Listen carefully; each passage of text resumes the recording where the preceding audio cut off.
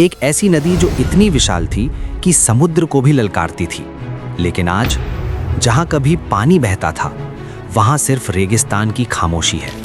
ऋग्वेद में इस नदी का जिक्र नदी तमा के रूप में किया गया है, यानी नदियों में सबसे श्रेष्ठ।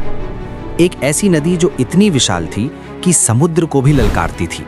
लेकिन आज जहां कभी पानी बहता था, वहां सिर्फ रेगिस्तान की खामोशी है। तो सवाल यह है, क्या सरस्वती सिर्फ एक कहानी थी, या फिर भारत की सबसे बड़ी सभ्यता इसी नदी के किनारे जन्मी और इसी के साथ खो भी गई? हिस्ट्री हमें इंडस वैली सिविलाइजेशन के बारे में बताती है, लेकिन नई रिसर्च एक और कहानी सुनाती है। लगभग 2500 से ज्यादा हड़प्पन साइट्स में से 1500 से भी ज्यादा साइट्स सिंधु के किनारे नहीं, बल्कि एक सूखी हुई नदी के रास्ते पर मिली हैं, जिसे आज हम घग्गर हकरा के नाम से जानते हैं। वैदिक ग्रंथों के मुताबिक सरस्वती यमुना और सतलुज के बीच बहती थी। ये नदी इतनी शक्तिशाली थी कि पूरे नॉर्थ इंडिया को हरियाली और जीवन देती थी। तो फिर क्या हुआ? कैसे एक जीती जागती नदी अचानक इतिहास से गायब हो गई? जियोलॉजिस्ट्स का मानना है कि लगभग 4000 साल पहले हिमालय क्षेत्र में बड़े टेक्टोनिक बदलाव हुए। इन भूकंपों के कारण सरस्वती के दो मुख्य स्रोत सतलुज और यमुना अपना रास्ता बदलने लगे।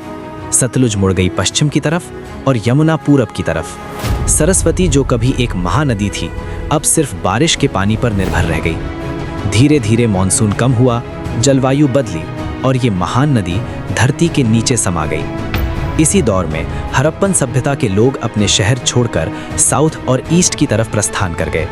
आज के युग में साइंस ने एक नया सच सामने रखा है।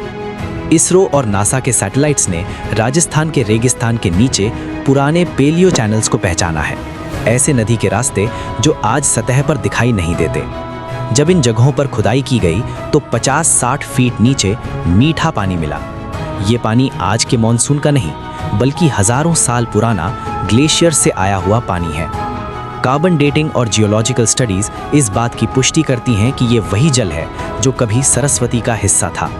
सरस्वती सिर्फ एक नदी नहीं थी, वो हमारी सभ्यता, हमारी संस्कृति और हमारी स्मृति का प्रतीक है।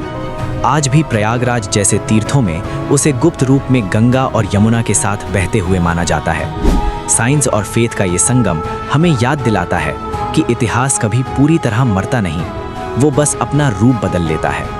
आप क्या सोचते हैं? क्या सरस्वती वापस आनी चाहिए? अपनी राय कमेंट्स में बताएं और ऐसी ही रहस्यमयी कहानियों के लिए चैनल को सब्सक्राइब करें।